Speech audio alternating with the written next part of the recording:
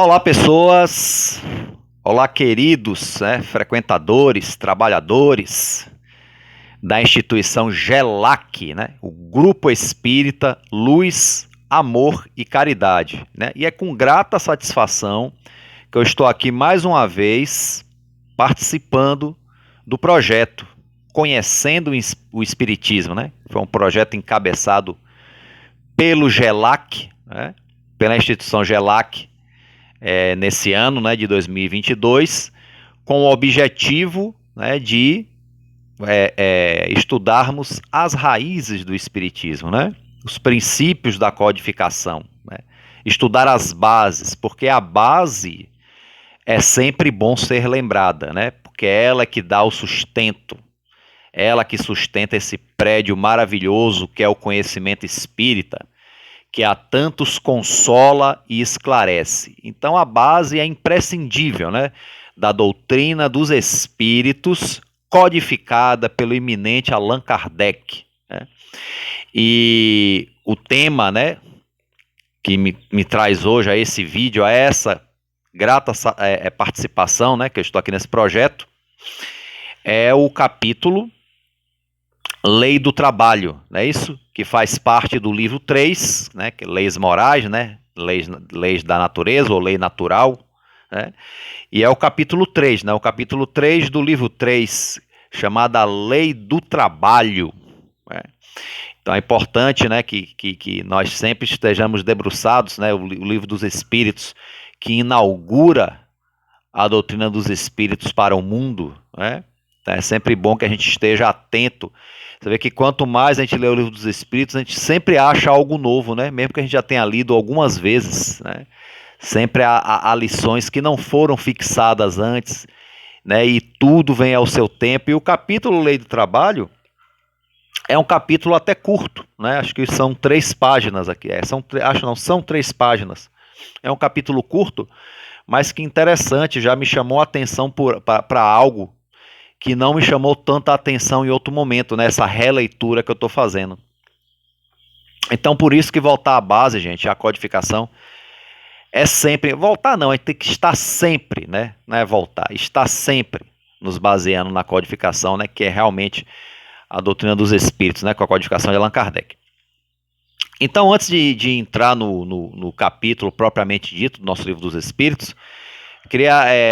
Teve um comentário que eu fiz na internet, tem um tempo já isso, acho que foi em 2016, se eu não me engano, eu não lembro agora, e que eu fiz um comentário sobre a questão da relação emprego e trabalho, porque nós temos, comumente, nós só temos como trabalho a questão profissional, O nosso labor profissional é aquilo que a gente entende como trabalho. Vou trabalhar, quer dizer, estou indo para o meu ambiente de trabalho, lugar que eu sou empregado, ou que eu sou patrão, ou meu serviço autônomo que eu faça como profissional liberal, não importa, o comércio que eu trabalho, ou que eu sou proprietário, sempre está ligado ao trabalho, ao labor profissional, E eu fiz uma reflexão especificamente com o emprego, a relação do emprego. Então, não se encaixa aí a relação o profissional liberal ou quem é dono do seu próprio negócio. Estou falando aqui do emprego, a relação do trabalho com alguém que é empregado de uma empresa e como é que ele se relaciona. E é interessante, porque eu tive quando eu trabalhei numa determinada instituição, a minha supervisora, percebendo a má vontade de alguns funcionários em realizar tarefas que eram próprias, inclusive, deles, não eram tarefas a mais, E aí ela fez uma frase, rapaz, emprego todo mundo quer, mas trabalho... E eu achei aquilo interessante, E eu, realmente, você chega no ambiente de trabalho e tem muitos funcionários, muitos empregados, funcionárias, empregadas, que... às vezes, quando se dá algo a mais para se fazer, reclama logo, Porque normalmente só se quer fazer aquele mínimo necessário, para realizar o trabalho e quando dá o horário de bater o ponto, 5 minutos antes já está junto do relógio de ponto, já para registrar e ir embora, E trabalhar só o mínimo possível, E muitas vezes, quando se dá um trabalho a mais, não é nem que é um trabalho a mais, é um trabalho próprio da pessoa mesmo, da função da pessoa, só que nem sempre é necessário, né? E aí, às vezes, se faz necessário, aí esse trabalho é cobrado, a pessoa recebe aquilo como uma coisa a mais, e nem sempre é a mais, né? Então, e quando se dá realmente algo a mais mesmo, Nossa Senhora, né, para se fazer, aí sim, então as pessoas têm essa relação realmente de fuga do trabalho, né? Quer um emprego, porque precisa pagar as contas, precisa se sustentar, sustentar a casa, sustentar a família, mas quer trabalhar o mínimo possível, né? Aí corroborando com esta frase dessa minha então supervisora na época, né? Realmente ficou marcada. Há pessoas também que são profissionais liberais, que ganham o próprio dinheiro, mas também se puderem ganhar o dinheiro com o mínimo de esforço possível, ainda tem esses que o fazem, né? Procurando os caminhos das facilidades, né? Temos que ter cuidado com que certas facilidades, né, a longo prazo, nos traz problemas depois. Então vamos ter cuidado. Nem sempre facilidades são realmente facilidades. São só aparências. Então temos que ter cuidado. Bom, então, entrando no capítulo propriamente dito, né, nós aprendemos com esse capítulo que o trabalho não é simplesmente o trabalho profissional, não é só um emprego, né, que a gente exerce para o nosso sustento, né? Nosso sustento da nossa família. O trabalho é muito mais do que isso. Para começar, o trabalho é uma lei da natureza, né? É o primeiro questionamento que o Allan Kardec faz, né? E aí eles respondem que o trabalho é uma lei natural, está dentro da lei natural, né? É uma necessidade que a nossa civilização nos obriga, né? Porque quanto mais a nossa civilização cresce, mais criam necessidades, né? E fala também aqui os prazeres, né? Os nossos prazeres aumentam também, então a gente tem que trabalhar na busca desses prazeres, né? Então não só as necessidades, como os prazeres também, né? Você vê, na época que o celular começou a se popularizar, né? Aí eu falei, gente do céu, quer dizer, surgiu mais uma inovação, mais uma tecnologia, né? Mas surgiu mais uma necessidade também. Porque no início o celular não era todo mundo que tinha, né? Era mais pessoas usava mais em âmbito profissional. Quem tinha celular no âmbito pessoal era pessoas mais endinheiradas, porque era caro ter um celular. Era caro na época, né? Hoje não sei se é muito barato ainda não, mas na época era bem mais caro. Mas não era uma coisa para todos. Mas chegado o momento que, por exemplo, eu mesmo precisava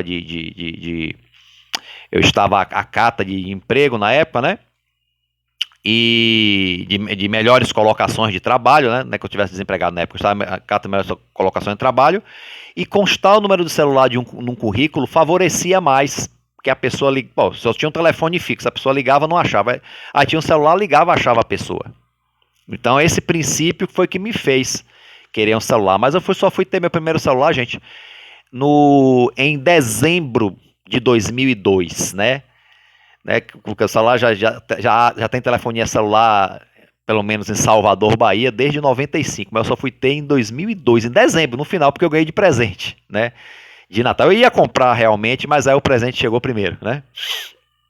Então você vê que eu demorei, certo? Ou seja, eu tenho celular, vai fazer agora no final do ano 20 anos, né? Em dezembro. E é o mesmo número, viu, gente?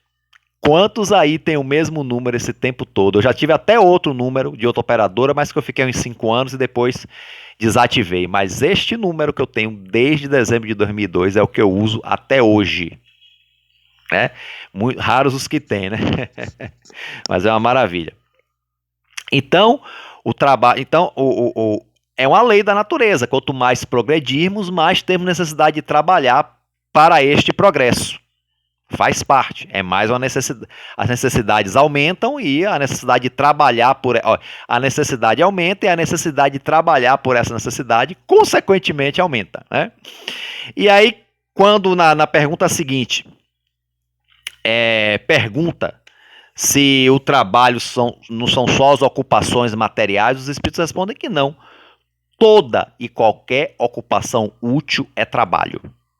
toda. Então, não só as ocupações materiais são trabalho, né? Até mesmo o ato de você pensar em algo útil, que vá produzir algo útil depois, é um trabalho, né? Vê o trabalho aí dos pensadores, por exemplo, dos grandes filósofos, vai dizer que não é o trabalho, né? Olha o que eles deixaram para a gente, né? Os seus pensamentos. É claro que não pode só ficar no pensamento, tem que materializar. Quer dizer, Platão, por exemplo, né, que teve grandes pensamentos, aprendeu muito com o mestre Sócrates, mas teve que materializar escrevendo. Aí chegou o trabalho material dele, que foi escrever, né, o seu conteúdo filosófico. Mas o trabalho de pensar já foi um trabalho grandioso. Então, foi uma ocupação útil. É isso? O espírito trabalha como o corpo. Não se fala que quando a gente dorme, a gente, né, emancipa a alma, nós nos desligamos parcialmente, temporariamente do corpo, né, e vamos para os nossos labores no plano espiritual. Pelo menos aqueles que têm algum labor, que realmente se afiniza com algum labor, com algum trabalho. Há muitos que vão para fazer coisas outras, mas existem labores também no plano espiritual ao que nós podemos participar sim, parcialmente desprendidos pelo corpo, com o corpo dormindo, repousando, né? Então toda ocupação útil é trabalho, seja ela qual for, seja o trabalho profissional, seja um trabalho voluntário, né? Trabalhar no bem, na beneficência, na caridade, seja uma ajuda que a gente presta a alguém, né? A gente, por exemplo, você vai entrar, você mora num condomínio, aí vê uma pessoa com muitas compras, você vai lá e ajuda a carregar. É um trabalho, é uma prestação de serviço, né? Uma gentileza que você faz é um trabalho, né? Então é isso. E aí vem aquela coisa, por que o trabalho é imposto ao homem? Nossa, sabe por quê? Essa pergunta, a gente me lembra do Velho Testamento, né? Que quando Adão e Eva, naquele casal, né? Os primeiros da Terra, né? A gente sabe que hoje essa história ela é um simbolismo, é uma fábula, né? Mas que traz um simbolismo, né? Sobre a humanidade, né? Então, quando eles são expulsos do Éden, e aí o castigo, vocês viverão do suor do seu rosto, quer dizer, botando o trabalho como um castigo. Olha que interessante, né? Então a gente traz ainda essa herança com a gente, né? E o trabalho não é um castigo, né? O trabalho é uma ferramenta de evolução, de crescimento, né? Pode vir a ser um castigo a depender da relação como nós temos com o trabalho. Por exemplo, a escravidão, a pessoa ser obrigada a trabalhar à força, embaixo de açoite, aí pode a pessoa tem a relação nesse trabalho como um castigo, né? Porque está ali sofrendo uma violência, sendo obrigado, né? Então, a pessoa que está ali recebe isso como um castigo, óbvio, né? Porque está sofrendo essa questão da escravidão, né? Mas, no geral, mesmo esse trabalho traz uma evolução, porque o espírito que está passando por uma provação como essa, por uma expiação como essa da escravidão, também está se trabalhando intimamente por alguma coisa e colhendo alguma coisa que plantou no passado, né? É a lei de causa e efeito. Então não deixa de ser um trabalho que também traz algum progresso, se ele souber bem aproveitar, né? Se não se entregar à revolta, por exemplo, né? O que é muito difícil, né? Já que a escravidão é uma coisa assim muito tenebrosa, né? É uma das vergonhas, por exemplo, da história do nosso país, como já bem diz Joana de Ângeles, né? Então, assim, o trabalho é imposto ao homem porque é uma consequência da sua natureza corporal. É uma expiação, no caso, como eu falei aqui, por exemplo, da escravidão, e ao mesmo tempo um meio de aperfeiçoar a sua inteligência. Então, pelo trabalho, gente, nós aperfeiçoamos a nossa inteligência. E o aperfeiçoamento da inteligência é uma das coisas mais importantes da nossa evolução espiritual, né? Então, por isso, ele não deve seu sustento, sua segurança, seu bem-estar, senão a seu trabalho, a sua atividade. Então, sustento, segurança, a sua evolução, né, ao trabalho, né? E aqueles que são fracos fisicamente para o trabalho, Deus deu a inteligência para suprir, mas o trabalho com a inteligência também é trabalho, como eu já expliquei. Então, é importante, né, que a gente observe essas observações, essas respostas dos espíritos, realmente com olhos espirituais, e não só olhos materiais, né? E a gente vai ver que o trabalho da inteligência, como eu falei aqui, ao exemplo dos grandes filósofos, dos desbravadores do conhecimento científico também, né, são trabalhos intelectuais e de grandíssima importância, tanto quanto os trabalhos braçais, que constrói estrada, Mas você vê, né, mesmo o trabalho, é um trabalho braçal construir estradas, mas antes tem que ter o engenheiro que planeja aquilo, senão o trabalho não fica organizado e não sai um trabalho correto. Então, mesmo antes de empreender a parte braçal, tem que ter a parte intelectual para projetar uma estrada, uma ponte, um prédio, né? Então, há um trabalho intelectual também que está muito importante. Então, tudo é trabalho, né? E na natureza, gente, tudo trabalho. Diz que a natureza é um exemplo de trabalho, né? A gente vê pelas próprias leis da natureza como as coisas se desenrolam na natureza. Você vê que realmente a natureza trabalha, a natureza não é algo inativo. Até os próprios animais, né? Os espíritos argumentam na questão 677 que eles também têm um trabalho, né? O trabalho deles é mais voltado para suprir as suas necessidades. É um trabalho mais por instinto e suprir as suas necessidades, né? O alimento, alimentação, sobrevivência. Mas dentro disso, eles também contribuem no trabalho pela harmonia universal. De alguma forma, é um trabalho que ainda nós não percebemos de imediato, mas que há sim um trabalho e um fim providencial, mesmo na atividade instintiva dos animais na natureza, né? Olha que interessante, olha como é grandioso, né? O princípio do trabalho. Quer dizer, que nós que muitas vezes vemos o trabalho como uma coisa enfadonha, como uma coisa que se impõe, né? Trabalho. Tem gente que não pode ouvir nem a palavra trabalho. E aí eu trabalho, trabalho, rapaz. Chega a dar preguiça só de ouvir a palavra. Acordar cedo para ir trabalhar. Tem que acordar cedo, aí a pessoa acorda, aí tem que ir pro trabalho, aquela coisa chata. Gente, tanta gente aí que não tem trabalho, que está desempregado, que quer tanto está acordando cedo, se chateando para ir. Pensemos nisso, viu? Pensemos nisso, né? Então a gente tem essa relação muitas vezes tão negativa com o trabalho, e mais vemos que o trabalho é essa lei da natureza, que até a natureza, os animais, né, estão aí trabalhando, né? E a importância que não é só uma coisa para nos chatear, para nos cansar, ou para a gente mesmo pagar as contas, é uma coisa também que nos faz crescer interiormente, espiritualmente. Quando a gente tiver consciência disso, plena, né? Quando a gente interiorizar isso, o trabalho, seja ele qual for, não vai ser mais uma coisa tão penosa, ou não vai ser mais penosa, né? Aí vai depender da postura mental de cada um. Seja qual for o trabalho, né?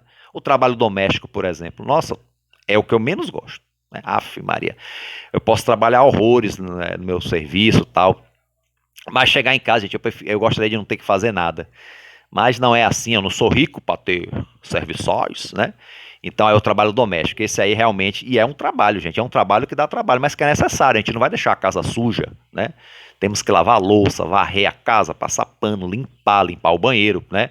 A gente não vai deixar tudo sujo, né? Aí é uma questão até de saúde, né?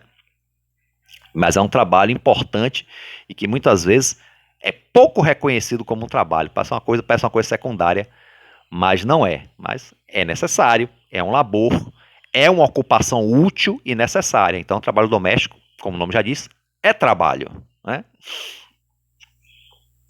Aqui ele pergunta na 678, nos mundos aperfeiçoados, né?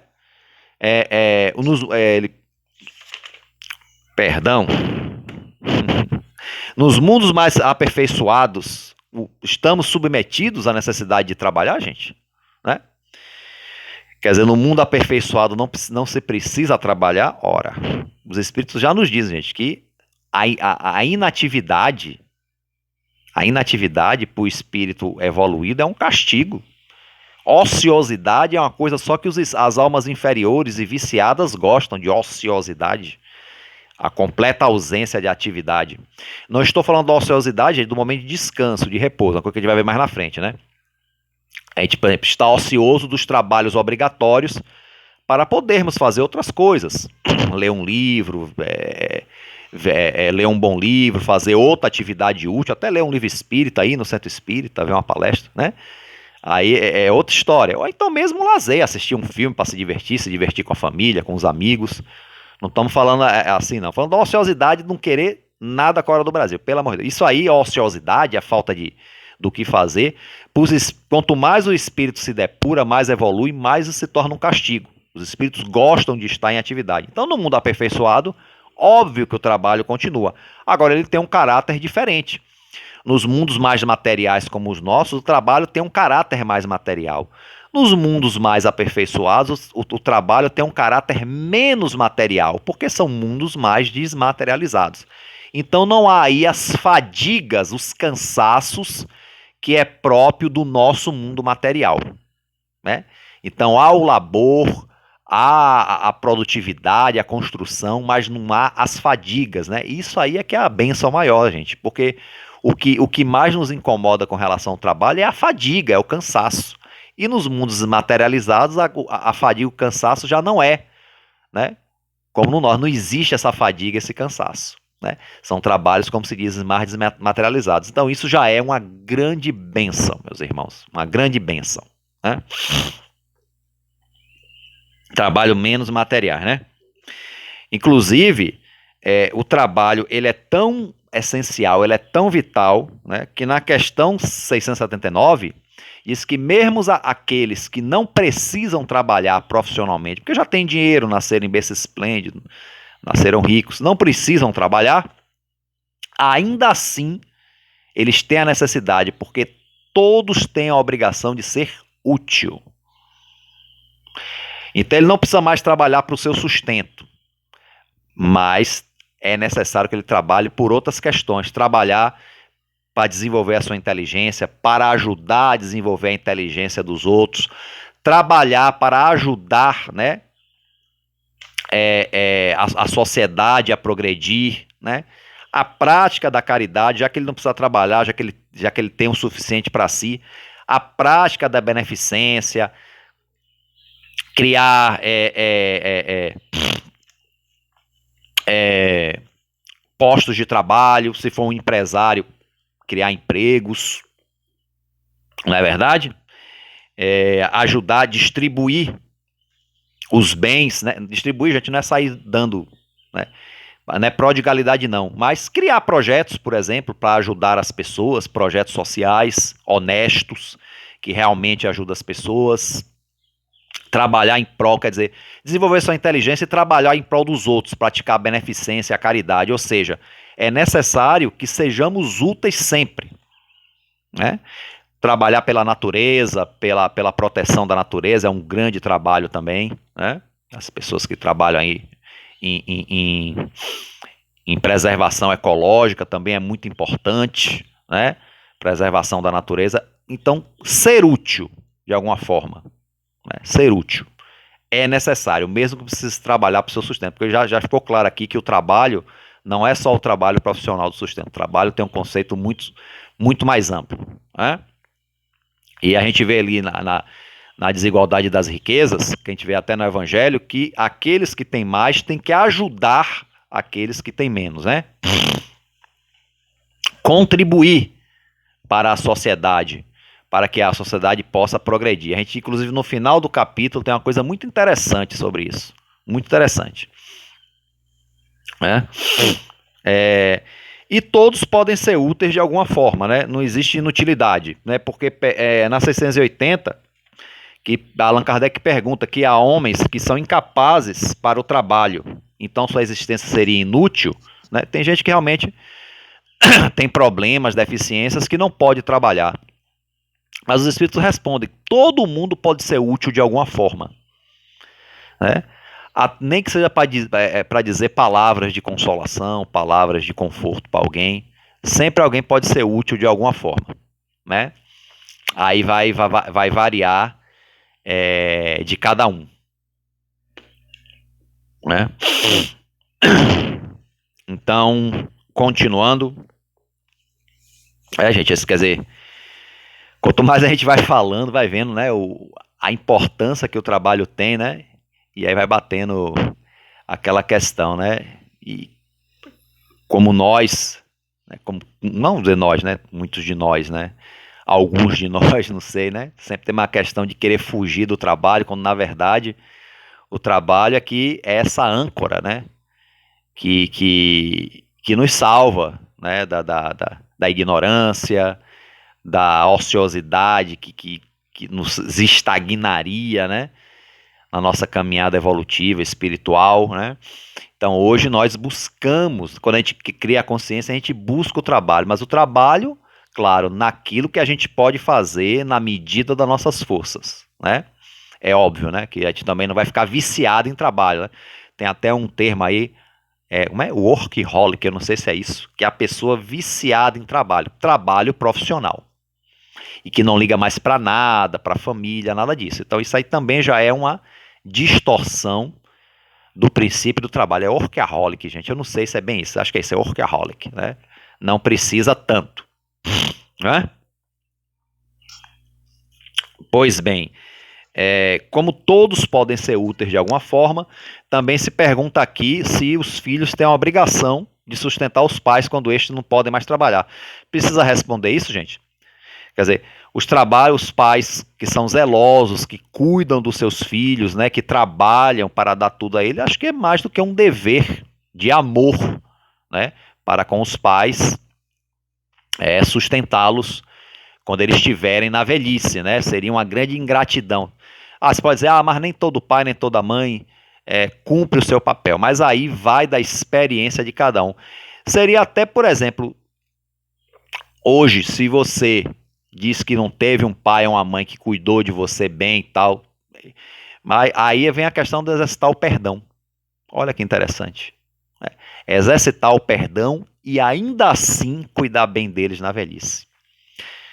Se nós vivêssemos só essa vida material, se fosse só, né, não houvesse espírito nem reencarnação, isso aí podia não fazer sentido, mas quando a gente vê no princípio, né, da vida espiritual, da reencarnação, e a reencarnação diz muito sobre os laços de família, né? E muitas vezes a gente reencarna com um espírito normal em família para exercitar o perdão. E aí seria um bom exercício de perdão, mesmo você ter aqueles pais que não cuidou bem de você, mas mesmo assim você cuidar bem deles na velhice. É o exercício do perdão que quem vai ganhar é você mesmo. E eles, ao turno deles, vão aprender o quanto eles erraram e numa próxima existência, com certeza, quererão, né, pelo arrependimento, reparar esse erro, né? Porque as vidas, as encarnações são solidárias uma com as outras, né? Isso é coisa que a gente vê bastante, né? Cada encarnação é solidária uma com a outra nas relações espirituais. Então, sim, cuidar dos pais na velhice, cuidar daqueles que cuidaram de nós, né?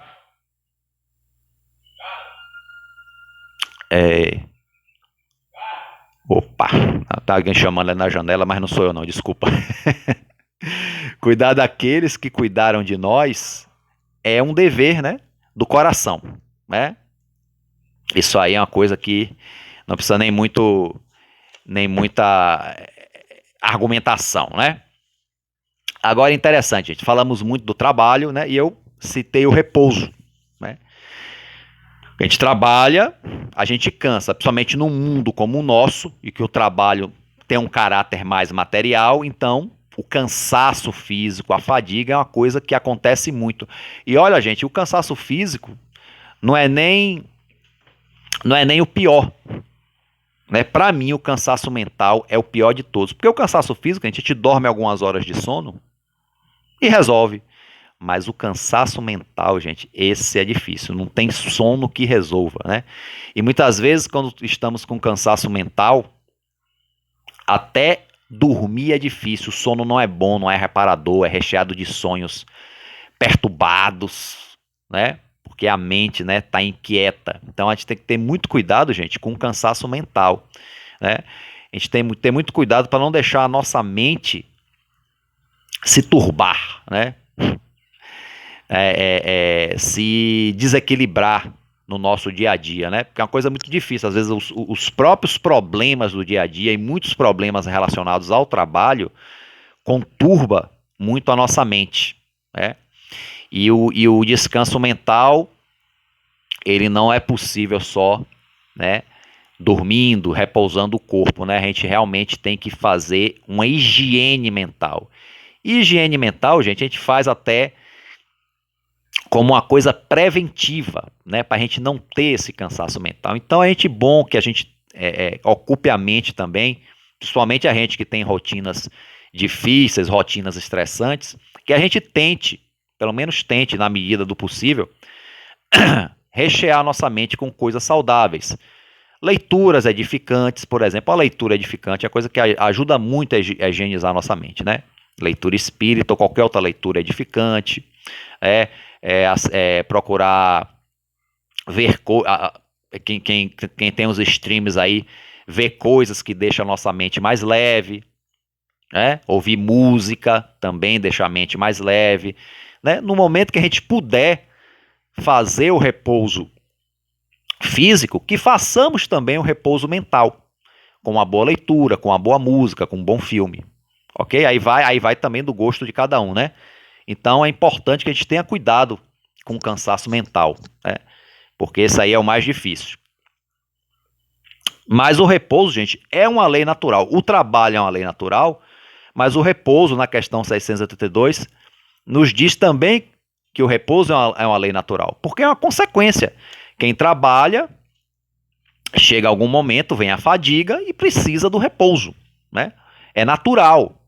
Por que o repouso é uma lei natural? Porque é algo natural você querer descansar quando você está cansado, né? O repouso serve para reparar as forças do corpo e é também necessário a fim de deixar um pouco mais de liberdade à inteligência para se elevar acima da matéria. Quer dizer, a gente se desligar um pouco dos nossos labores comuns e deixar a nossa inteligência livre. A gente, até mesmo para a gente ler estudar, né, um bom livro espírita, a gente precisa de um repouso das outras atividades, né? Então repousar e deixar a nossa inteligência mais livre para fazer uma boa leitura, uma meditação, assistir um bom filme, né, ouvir uma boa música, ok? Então isso é importante. Inclusive tem um capítulo no livro aqui, é Jesus e Atualidade, né, que é o primeiro livro da série psicológica de Joana de Anjos, né, psicografada por Divaldo Franco, que é justamente Jesus e repouso. E Joana de Ângeles fala dessa necessidade do repouso, né? Ela diz que tem que ter cuidado com o repouso exagerado, né? Que demonstra preguiça. Isso não é repouso.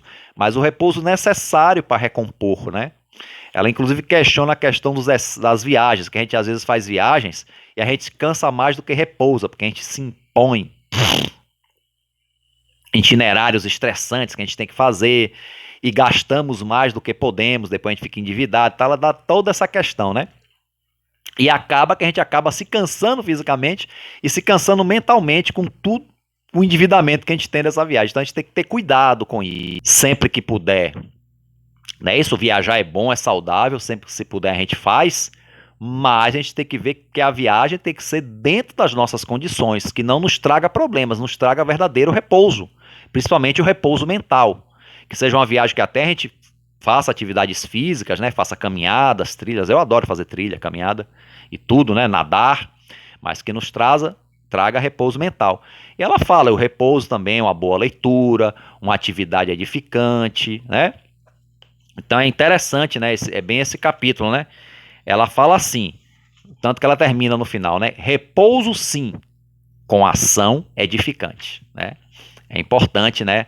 Que se chama a atenção nesse capítulo, né? E corroborando realmente com esse princípio aqui da 682, né? E se pergunta na 683 qual o limite do trabalho. Pô, qual o limite do trabalho, gente? Qual o limite? Quem não sabe? O limite das forças de cada um, né? A gente trabalha naquilo que a gente pode, o tanto que a gente pode, né? A gente dá o nosso melhor, o nosso máximo. É o limite das forças, seja qual for o trabalho profissional, o trabalho doméstico, trabalho doméstico, né? Já perceberam que eu não sou muito chegado, mas eu faço. Eu faço porque é necessário, né? Ou trabalho caritativo, da beneficência, ou seja lá, capinar o seu quintal, né? Ou trabalho mental, trabalho puramente intelectual também. É o limite das forças de cada um, é o limite da mente e do corpo de cada um. Ok? De resto, Deus deixa o homem livre. Né? Agora a gente tem que ter cuidado também, como eu falei, né? Com o excesso de trabalho, né? Essa expressão em inglês aí, que eu não falo direito, workaholic. E também com os patrões autoritários que impõem excesso de trabalho aos seus empregados, né? E essa é um questionamento da 684, aqueles que abusam da sua autoridade, né? Porque o abuso da autoridade é contra a lei natural, é contra a lei de Deus, né? E aí ele pode impor, pode se prejudicar o subalterno, né? Impondo um excesso de trabalho e isso comprometer, inclusive, a saúde e a vida desses subalternos, né? E coisa que já acontecia muito no início do século, inclusive no século XX, a gente ouve muitas histórias, né?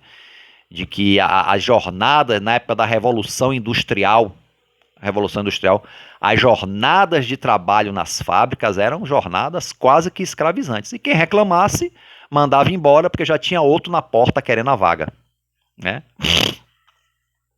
Os patrões se aproveitavam da necessidade para fazer essa exploração do trabalho. Ainda não haviam leis trabalhistas bem definidas, né?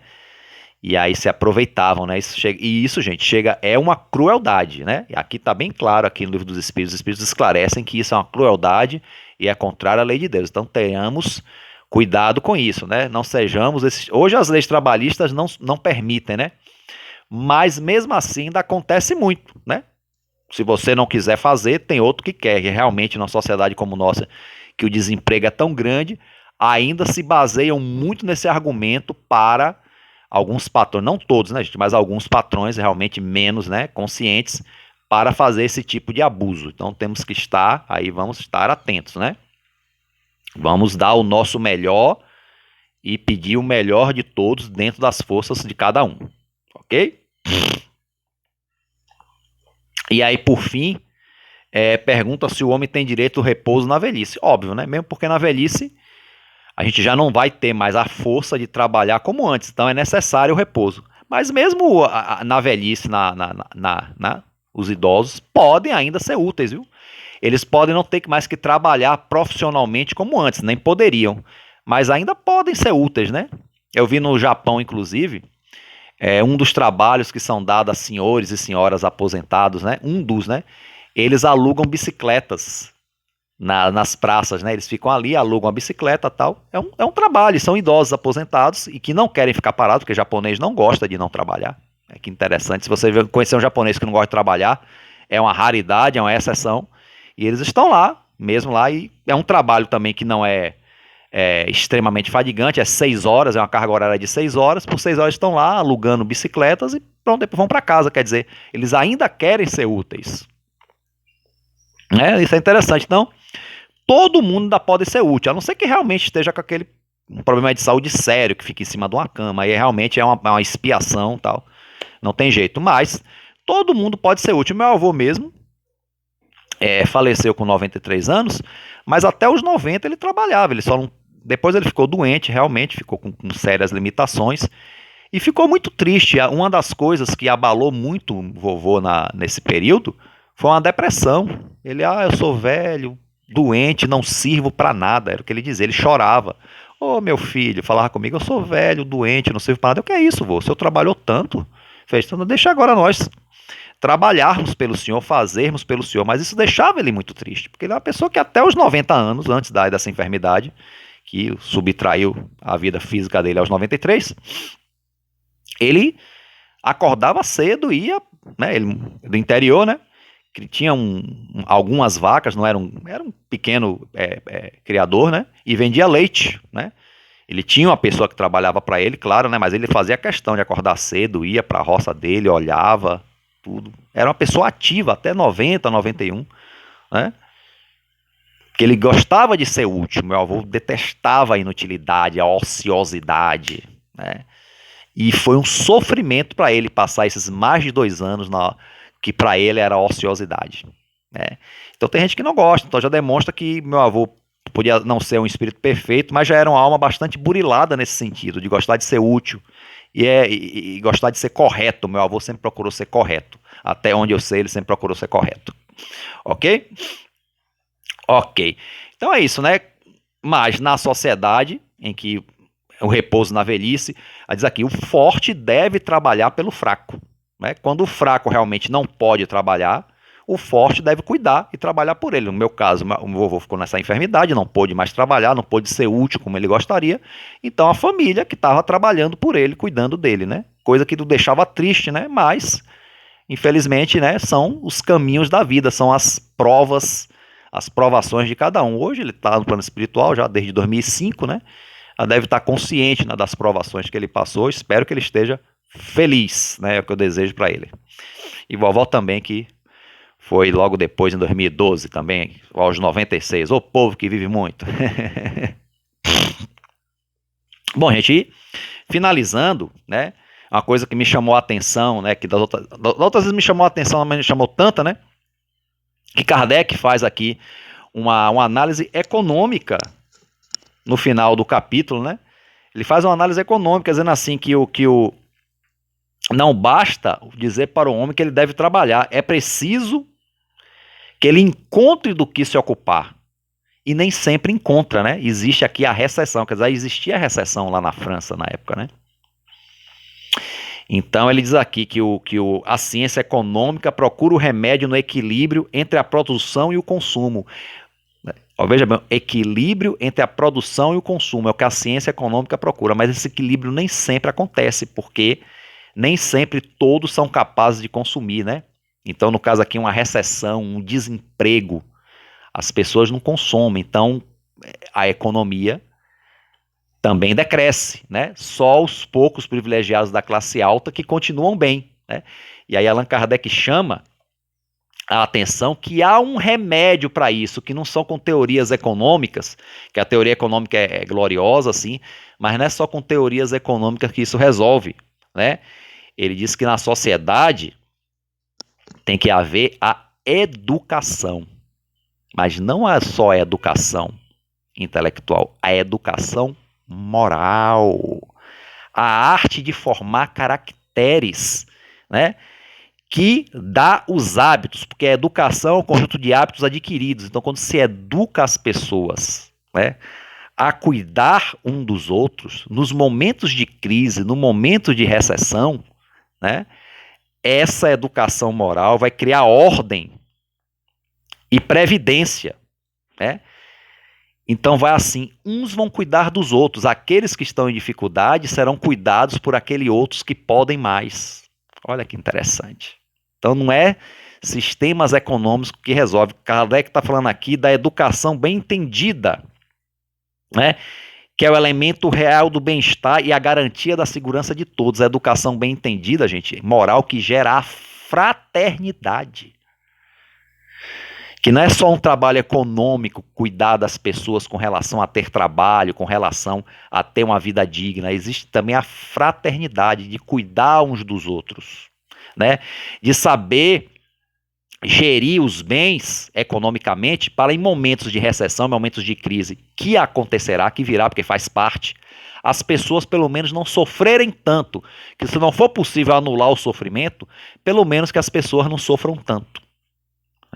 Isso é que é interessante, né? A educação moral que gera a fraternidade, saber gerar bem os bens de um estado, de uma cidade, de uma sociedade, né?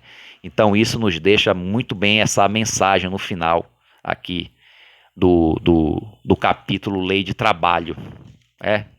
E que já nos dá essa ideia maravilhosa, né, de que podemos exercer a lei do trabalho juntamente com a lei de fraternidade.